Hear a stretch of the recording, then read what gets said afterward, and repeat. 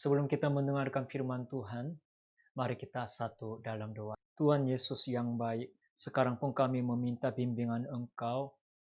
Pasuilah kami semua, khususnya pasuilah hati kami dengan kebenaran-Mu yang hidup Tuhan. Bukakan mata rohani kami, bukakan telinga kami Tuhan. Biar apa yang harus kami dengar dan renungkan dan ukir di dalam hati kami, biarlah terdengar sampai tersimpan di dalam hati kami. Semua gangguan yang menghamburkan pikiran kami tolak dalam nama Tuhan Yesus. Hanya dengan Roh-Mu saja, hadirlah di tengah ibadah kami. Hanya dalam nama Tuhan Yesus kami berdoa. Amin. Saudara, tema hari ini adalah Tuhan, aku yang Engkau kasihi sakit. Saudara-saudara, sebenarnya inilah yang ingin saya ungkapkan kepada Tuhan akhir-akhir ini. Tuhan, aku ini yang begitu Engkau kasihi, sekarang sakit. Tuhan, hamba ini yang Engkau kasihi, sekarang sakit. Bagaimana saudara? Kalau saudara tidak merasakan seperti ini, sebenarnya perkataan ini kita sudah pernah dengar daripada saudaranya Lazarus. Ketika Lazarus jatuh ke dalam penyakit, mereka datanglah kepada Yesus dan undanglah dia, biar datang dan sembuhkan Lazarus.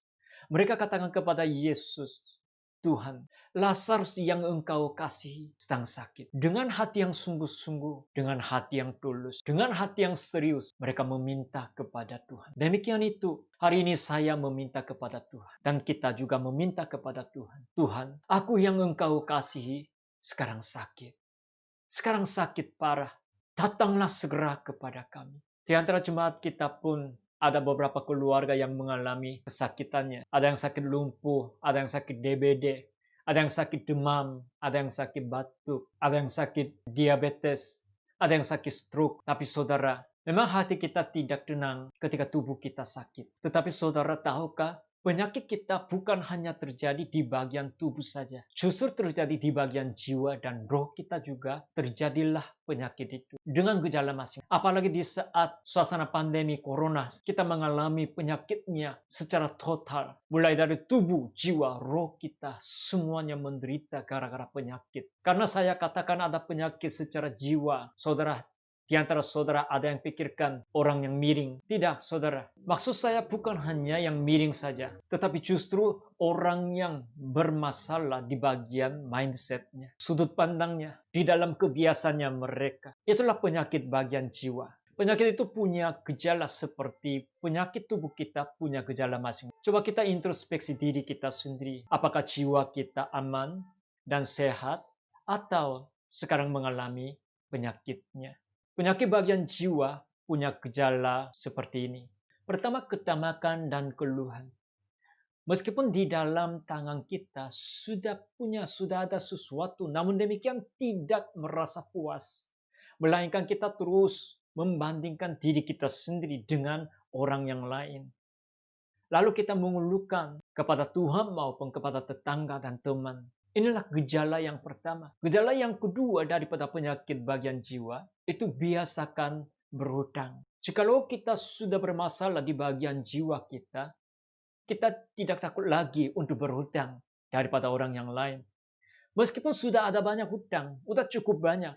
Tapi di saat kita harus timbun hutang itu, kita berani pinjam duit lagi dari orang yang lain. Kemudian timbullah hutangnya daripada orang ini. Untuk dia, kita pinjam lagi duit daripada orang pihak ketiga. Kemudian timbullah hutang itu.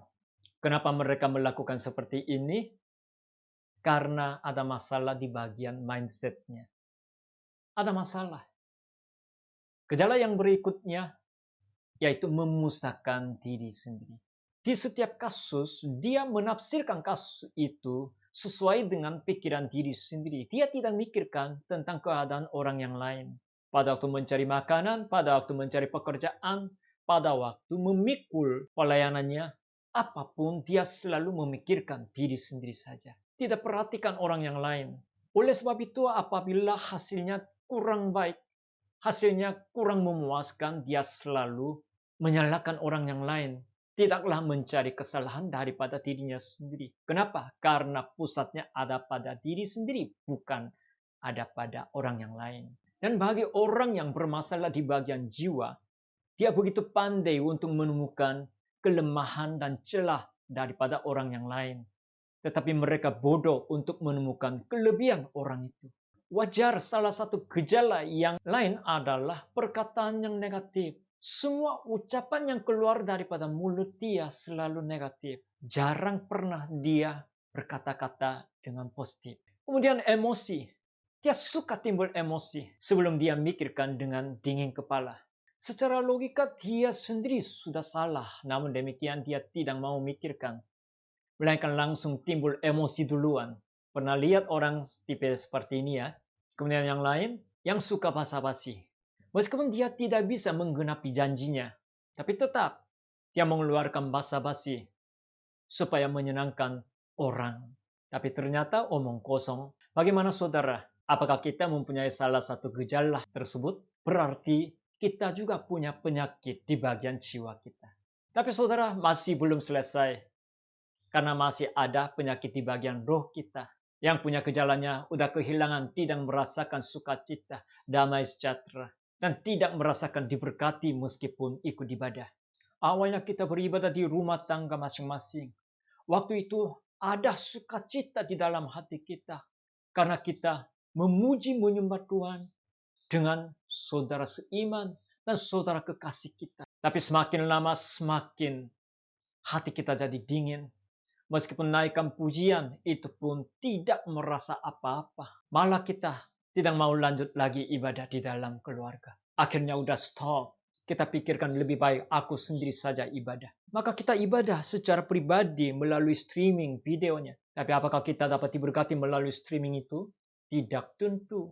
Roh kita sudah, jiwa kita juga sudah sakit. Maka seperti Marta, sekarang sudah saatnya harus kita katakan, Tuhan, aku yang Engkau kasihi sekarang sakit, Tuhan. Tolong sembuhkan saya. Tolong sembuhkan keluarga saya juga. Karena kita sekarang sakit. Tapi saudara, sayangnya meskipun sakit, ada juga tidak sadar bahwa dia sedang sakit. Meskipun ada gejala, tapi tidak merasakan sakit. Di antara kanker manusia, ada kanker yang bernama kanker pankreas. Kalau kanker pankreas itu, dia tidak memberikan gejala apa-apa. Padahal dia sedang busuk, sedang sakit, sedang ada radangnya. Tapi tidak memberikan gejala, tidak memberikan tanda-tanda. Memang dia memberikan tanda, tetapi karena organ tubuh itu terlalu dalam, maka kita sendiri tidak begitu rasakan gejalanya. Akhirnya di saat manakah kita baru merasakan gejalanya, sudah jadi stadium 4. Tidak bisa dapat dioperasi. Karena dia tidak merasakan. Karena dia tidak sadar. Sekarang dia harus meninggal dunia. Di antara tokoh Alkitab juga ada orang yang mati. Karena dia tidak sadar pada waktu dia sakit kan. Yaitu Simpson. Bagaimanakah riwayat hidup Simpson? Sebelumnya dia adalah abdi Allah. Sebagai seorang hakim yang didirikan daripada Tuhan.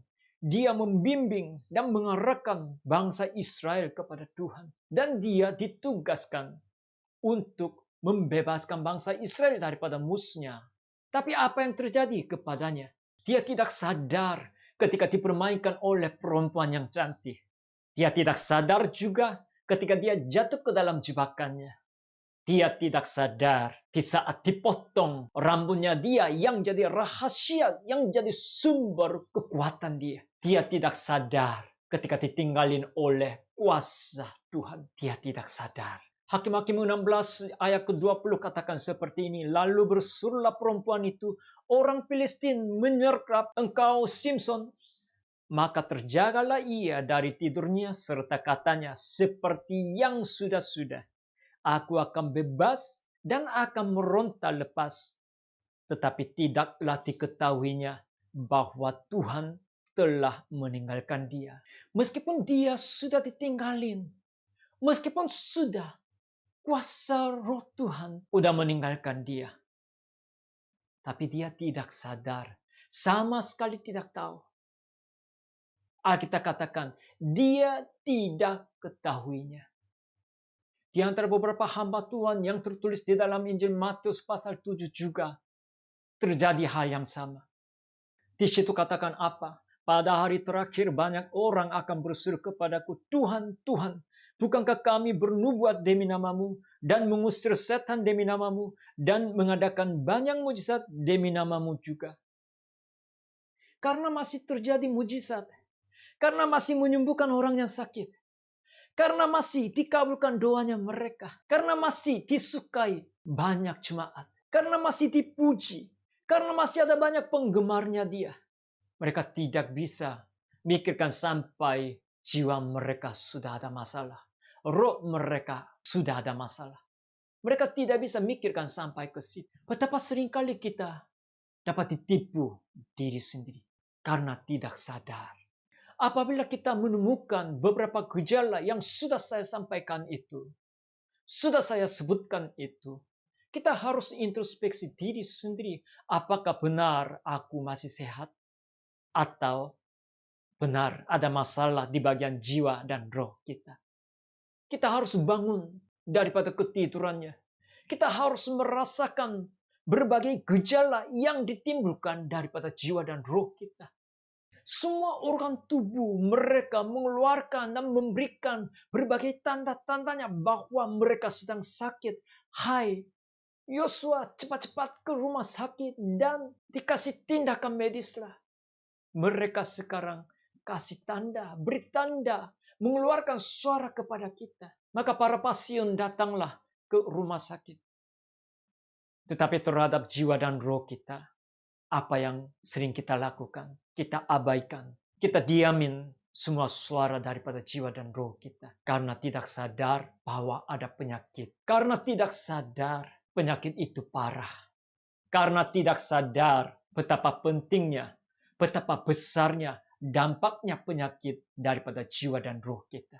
Tetapi syukur, karena Tuhan kita yang baik, yang begitu mengasihi kita, maka Tuhan tidak diam, melainkan Dia kirimkanlah berbagai kasus, berbagai penderitaan kepada kita yang sedang sakit di bagian jiwa dan roh. Tiba-tiba terjadi pemberontakan di tengah-tengah keluarga yang damai, yang harmonis.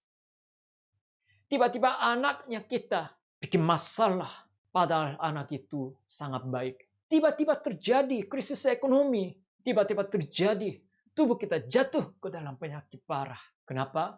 Supaya melalui berbagai penderitaan itu, supaya kita sadar bahwa jiwa dan roh kita sedang sakit. Tuhan izinkan dan kirimkan berbagai penderitaannya dengan penuh kasih. Di saat kita dibangunin oleh Tuhan, kita harus bangun dan sadar dan melakukan tindakan supaya kita dapat disembuhkan kembali lagi. Tapi saudara, ada tipe orang yang lain ketika mereka sakit. Memang mereka sadar melalui gejalanya bahwa mereka sedang sakit. Di bagian jiwa ada sedikit masalah. Tapi justru karena itu, mereka langsung jadi pasrah. Mereka depres. Mereka mengundurkan diri. Mereka dengar daripada dokter, udah stadium kedua. Aduh, aku sudah dari stadium kedua. Tidak ada harapan lagi. Lebih baik aku mati daripada buang-buang waktu. Mereka buanglah semua harapan mereka, impian mereka. Dan katakan, aku tidak bisa. Tidak bisa. Aku tidak mampu. Ada juga yang katakan seperti ini. Jikalau Tuhan hendaki, Dia akan sembuhkan penyakit saya. Saudara, kelihatannya iman dia sangat bagus dan kuat. Tapi tidak, saudara. Itu bukanlah iman yang baik. Bukanlah iman yang kuat. Tetapi justru kita katakan itu pasrah. Di dunia IPA, ada suatu hukum yang bernama hukum entropi. Menurut hukum entropi, setiap energi akan mengalir daripada tempat tinggi ke tempat yang rendah. Dan setiap energi yang rapi dan beres, itu semakin lama semakin menjadi kacau. Inilah hukum entropi. Iman kita juga sama. Penyakit kita juga sama. Penyakit pun kalau kita membiarkan saja sampai Tuhan sembuhkan. Kelihatannya iman itu bagus dan setia. Tapi ternyata apa yang akan terjadi? Tubuh kita semakin lama semakin jadi parah. Apakah kita sudah timbul gejala-gejala yang negatif sebagai penyakit jiwa dan roh? Apakah kita terus timbullah emosi? Apakah kita sering berbuat bohong-bohongan? Apakah semua gejala itu akan jadi baik suatu hari secara otomatis? Tidak, pasti tidak. Kenapa? Karena kita manusia adalah jahat. Manusia dilahirkan di tengah dosa. Maka jikalau kita membiarkan diri kita sendiri, semakin lama semakin ditambahkan jahat, semakin lama ditambahkan rusak, semakin lama ditambahkan busuk. Inilah nasib kita manusia. Tidak boleh kita lupakan hal itu. Alkitab terus katakan sejak Adam, kita manusia di atas muka bumi ini dilahirkan di tengah dosa. Maka di situ dibutuhkanlah untuk ditangani oleh kebenaran. Apakah anak kita tidak jujur dan tidak benar? Jangan harapkan anak ini suatu hari akan jadi baik secara otomatis. Tidak, harus kita dengar Alkitab katakan apa Alkitab katakan. Pakai pukulan pun orang tua harus membimbing anak itu ke tengah kebenarannya. Kenapa? Karena anak ini tidak mungkin jadi yang baik secara otomatis. Justru harus ditangani supaya jadi baik. Setelah Tuhan menciptakan Taman Eden kita semuanya setuju bahwa taman yang begitu sepertinya Firdaus, semuanya lengkap dan sempurna. Tapi tahukah saudara, Alkitab katakan apa? Tuhan memberi tugas kepada Adam, biar Adam mengusahakan dan memeliharakan Taman Eden itu. Kenapa? Kenapa Tuhan memberi tugas kepada Adam seperti itu? Karena meskipun Taman Eden yang begitu kelihatannya sempurna, tetapi jikalau tidak diusahakan, jikalau tidak dipeliharakan, Taman Eden pun akan jadi hutan, akan jadi liar. Maka Tuhan memberi tugas kepada Adam dan Hawa biar mereka mengusahakan dan memelihara Taman Eden itu dengan sebaik-baiknya. Kita tidak boleh bersikap pasrah. Apakah kita sudah sadar ada penyakit, jiwa kita sudah sakit, roh kita ada masalah? Jangan pasrah, jangan mundur. Tuhan katakan melalui kitab Ibrani, Tuhan tidak berkenan kepada orang yang mengundurkan diri. Sebab kita dapat diciptakan, sebab kita dapat dipanggil oleh Tuhan untuk jadi seorang yang mampu menyelamatkan diri kita sendiri dan menyelamatkan orang yang lain. Tidak boleh kita pasrah duluan. Justru kita menguatkan tangan kita sendiri, menguatkan lutut kita sendiri. Biar kita lepaskan penyakit itu. Tipe yang ketiga, ini sedikit beda dengan tipe sebelumnya. Kalau tipe sebelumnya sudah sadar penyakit dia, tetapi dia sifatnya undurkan diri dan pasrah. Tetapi orang ini karena pasrah, malah dia hidup sembarangan saja. Ada orang yang dengar daripada dokter bahwa udah kanker paru-paru stadium ketiga. Setelah dia dengar, diponiskan daripada dokter, dia pikirkan, apa gunanya dapat tindakan medis? Apa gunanya aku konsumsi obat? Udah jadi stadium ketiga. Lalu dia pulanglah, kemudian hidup sembarangan. Malah dia tambah merokok lagi. Dan melakukan seenak-enaknya saja. Dia mau coba lari sampai sejauh-jauhnya. Dengan pikiran apa? Nanti, kalau aku tidak punya solusi lagi, aku akan balik lagi. Tapi saudara, sayanglah orang itu. Kenapa? Karena bagi dia, bisa juga tidak ada kesempatan lagi. Alkitab ceritakan kepada kita tentang hal itu melalui cerita orang kaya dan Lazarus di dalam Lukas 16. Orang kaya yang selalu makan foya-foya dan bikin pesta setiap hari. Dia mikirkan, tidak apa-apa, aku sudah jadi jorok, aku sudah jadi salah, aku sudah berdosa, aku sudah jadi sakit jiwa dan roh. Aku tidak bisa kembali kepada Tuhan. Sudah terlalu jauh daripada Tuhan. Lebih baik aku hidup sembarangan saja untuk memuaskan hatiku. Aku tidak mau kesal. Hidupku cuma satu kali saja.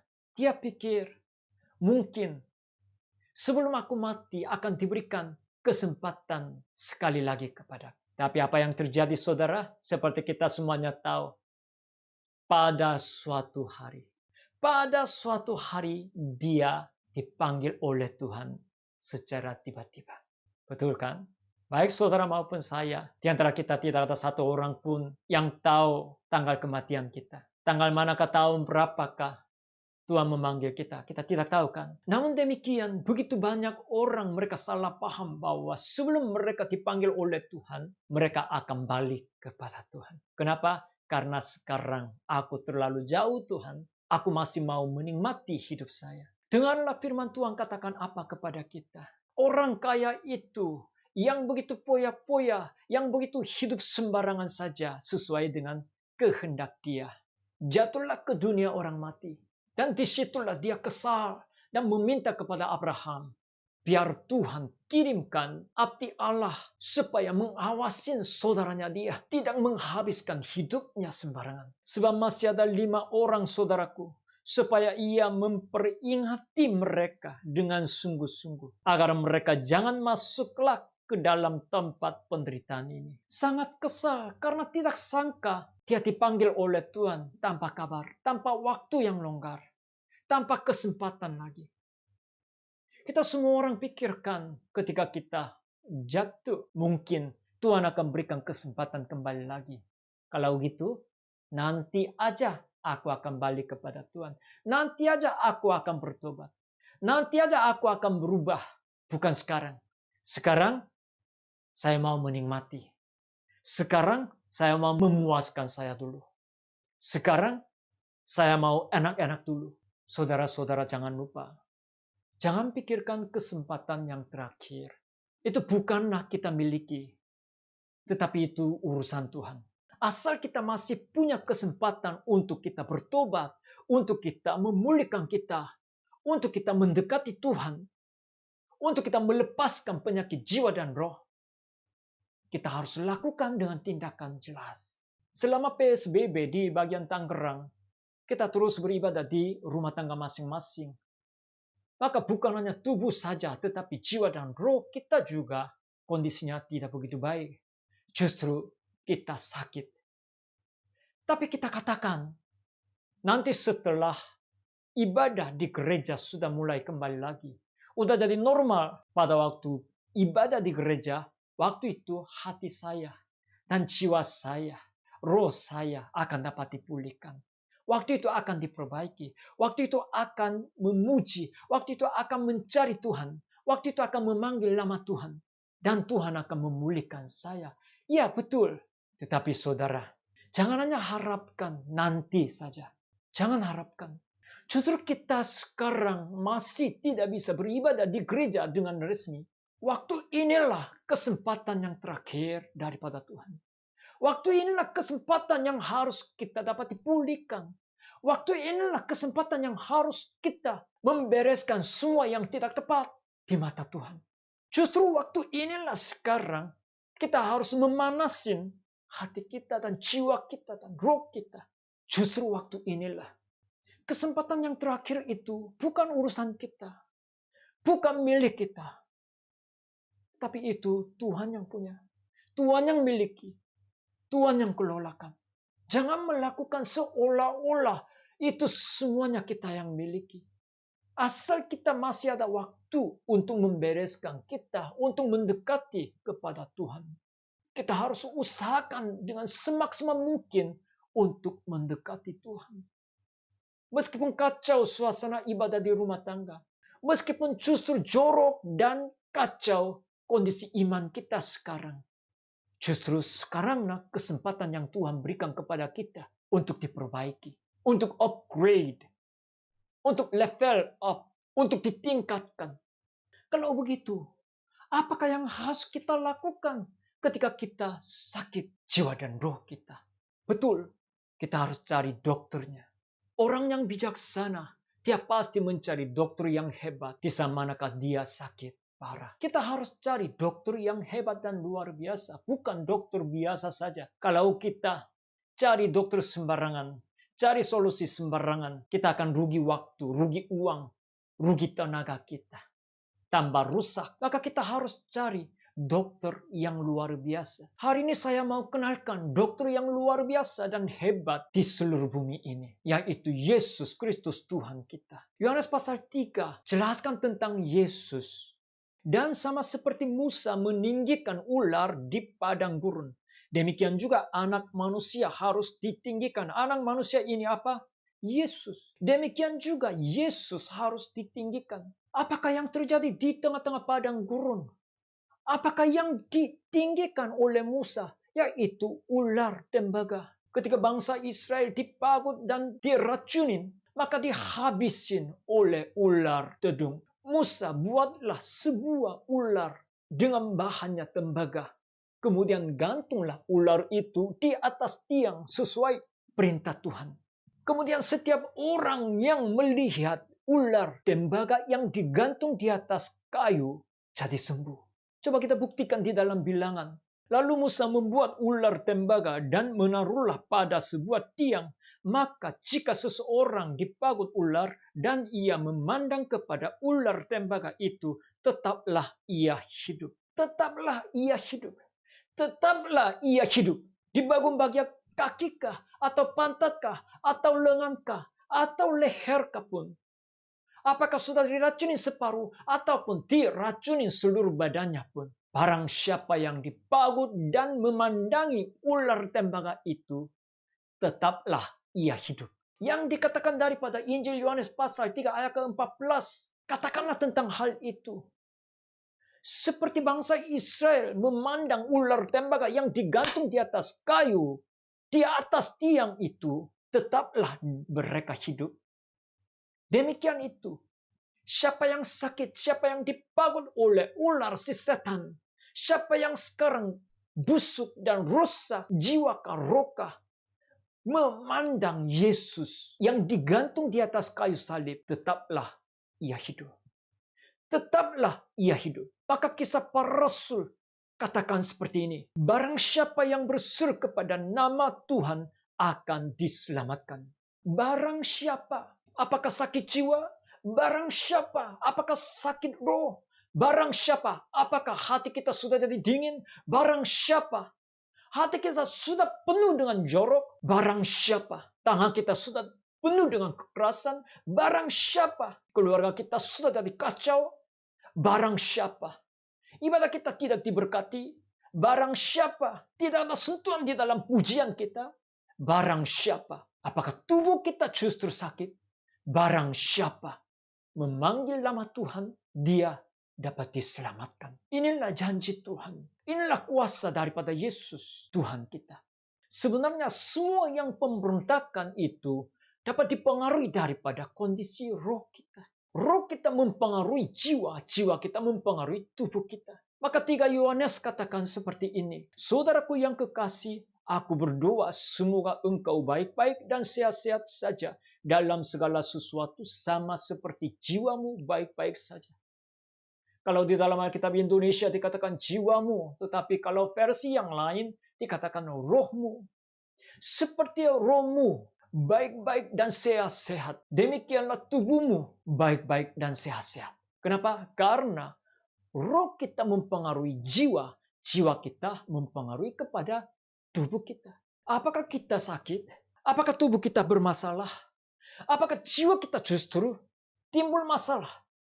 Apakah roh kita dibutuh diperbaiki? Kita harus datang kepada Tuhan dan diperbaiki roh dulu. Amsal pasal 8:17 dikatakan, aku mengasihi orang yang mengasihi aku, dan orang yang tekun mencari aku akan mendapatkan daku.